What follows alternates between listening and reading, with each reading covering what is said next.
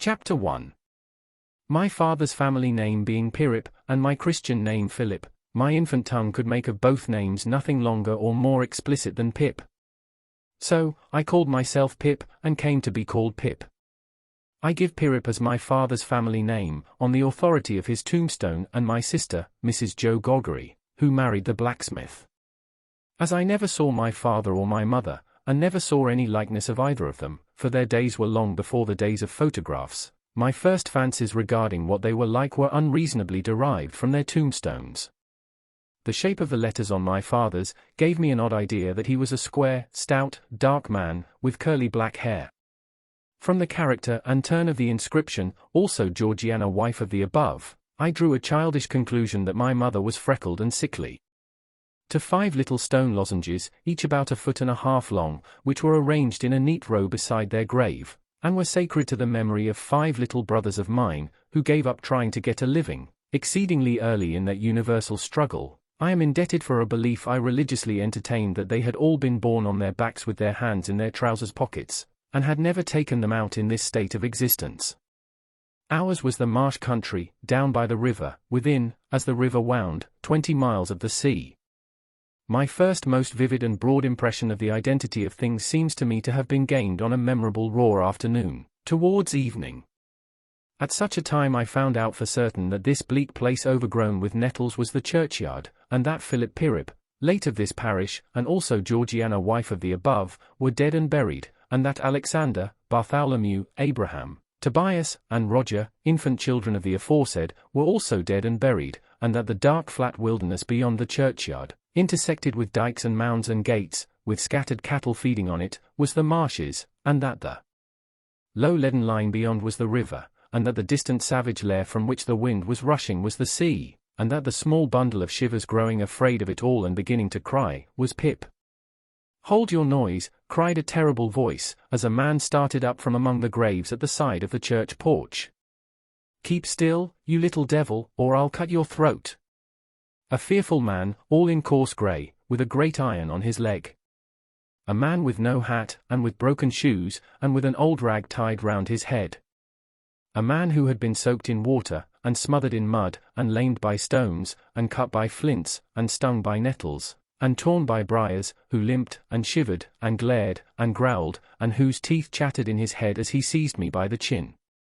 "Oh! Don't cut my throat, sir," I pleaded in terror. "Pray don't do it, sir."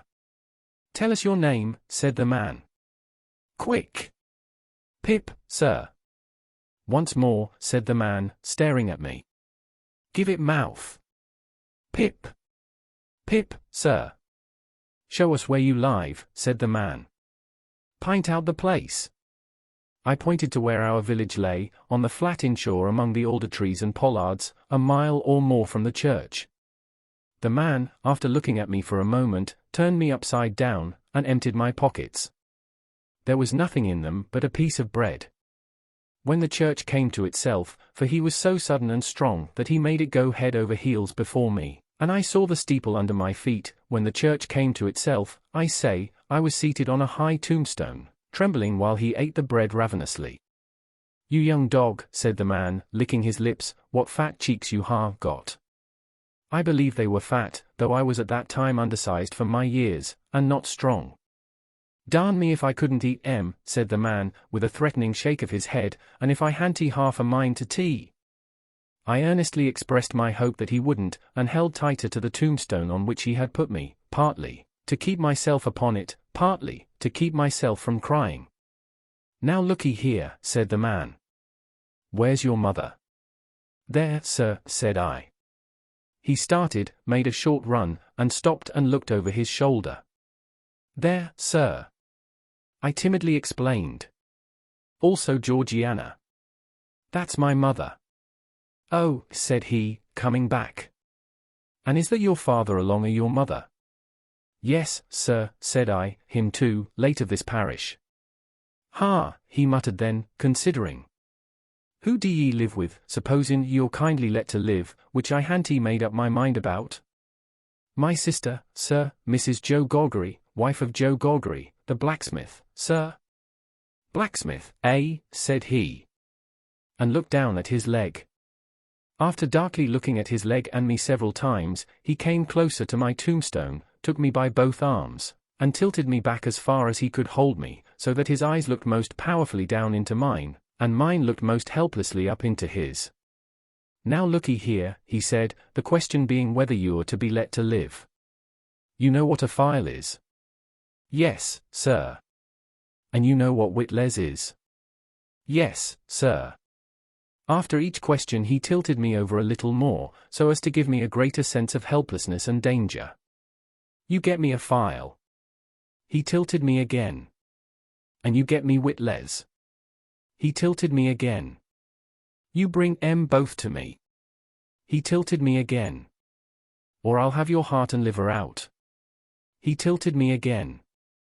I was dreadfully frightened, and so giddy that I clung to him with both hands, and said, "If you would kindly please to let me keep upright, sir, perhaps I shouldn't be sick, and perhaps I could attend more." He gave me a most tremendous dip and roll, so that the church jumped over its own weathercock. Then, he held me by the arms, in an upright position on the top of the stone, and went on in these fearful terms. "You bring me, tomorrow morning early, that file and them witless. You bring the lot to me, at that old battery over yonder. You do it, and you never dare to say a word or dare to make a sign concerning your having seen such a person as me, or any person somever, and you shall be let to live. You fail, or you go from my words in any particular, no matter how small it is, and your heart and your liver shall be tore out, roasted, and ate. Now, I ain't alone, as you may think I am. There's a young man hid with me, in comparison with which young man I am a angel. That young man hears the words I speak. That young man has a secret way peculiar to himself, of getting at a boy, and at his heart, and at his liver. It is in vain for a boy to attempt to hide himself from that young man. A boy may lock his door, may be warm in bed, may tuck himself up, may draw the clothes over his head, may think himself comfortable and safe, but that young man will softly creep his way to him and tear him open. I am keeping that young man from harming of you at the present moment, with great difficulty. I find it very hard to hold that young man off of your inside. Now, what do you say? I said that I would get him the file, and I would get him what broken bits of food I could, and I would come to him at the battery, early in the morning. Say Lord strike you dead if you don't, said the man. I said so, and he took me down. Now, he pursued, you remember what you've undertook, and you remember that young man, and you get home. Good night, sir, I faltered. Much of that, said he, glancing about him over the cold wet flat. I wish I was a frog. Or a eel. At the same time, he hugged his shuddering body in both his arms, clasping himself, as if to hold himself together, and limped towards the low church wall. As I saw him go, picking his way among the nettles, and among the brambles that bound the green mounds, he looked in my young eyes as if he were eluding the hands of the dead people, stretching up cautiously out of their graves, to get a twist upon his ankle and pull him in. When he came to the low church wall, he got over it, like a man whose legs were numbed and stiff, and then turned round to look for me. When I saw him turning, I set my face towards home, and made the best use of my legs. But presently I looked over my shoulder, and saw him going on again towards the river, still hugging himself in both arms, and picking his way with his sore feet among the great stones dropped into the marshes here and there, for stepping places when the rains were heavy or the tide was in. The marshes were just a long black horizontal line then, as I stopped to look after him, and the river was just another horizontal line, not nearly so broad nor yet so black, and the sky was just a row of long angry red lines and dense black lines intermixed. On the edge of the river I could faintly make out the only two black things in all the prospect that seemed to be standing upright. One of these was the beacon by which the sailors steered, like an unhooped cask upon a pole, an ugly thing when you were near it, the other, a gibbet, with some chains hanging to it which had once held a pirate. The man was limping on towards this latter, as if he were the pirate come to life, and come down, and going back to hook himself up again. It gave me a terrible turn when I thought so, and as I saw the cattle lifting their heads to gaze after him, I wondered whether they thought so too. I looked all round for the horrible young man, and could see no signs of him. But now I was frightened again, and ran home without stopping.